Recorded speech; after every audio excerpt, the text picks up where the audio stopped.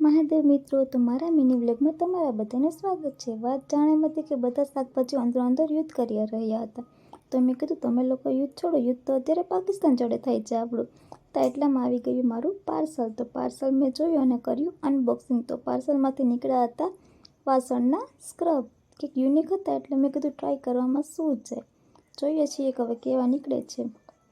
તો આ થઈ ગયો હતો બપોરનો ટાઈમ અને આપણે બેસી ગયા હતા જમવા। જમવામાં હતું શાક, ખીચડી, છાશ અને સંભારો।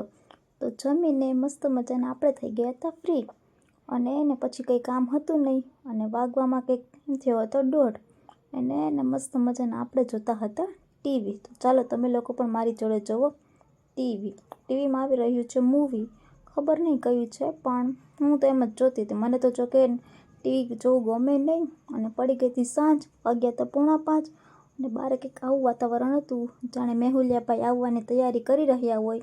બધી સાઈડ એકદમ અંધારપટ થઈ ગયું હતું, પવન પણ એટલો બધો હતો, લાગતું હતું કે હવે એન્ટ્રી કરશે જ, જોઈએ છીએ ક્યારે આવે છે।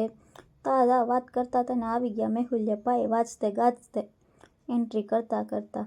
જો કેટલો વરસાદ છે, અને જોડે જોડે તડકો પણ નીકળ્યો હતો। હવે આ કંઈ ખબર પડતી નથી તડકો અને વરસાદ જોડે। Like, share and subscribe.